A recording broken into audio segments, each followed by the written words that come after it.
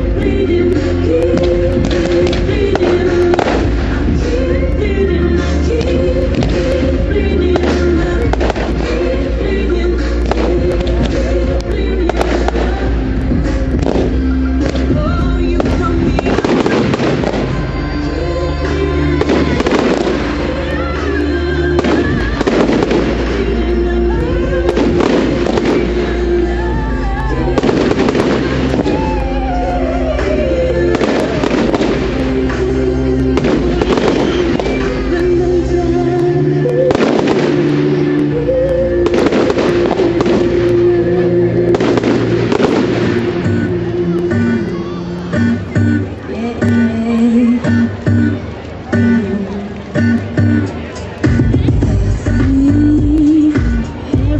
about yourself. You don't even know what you're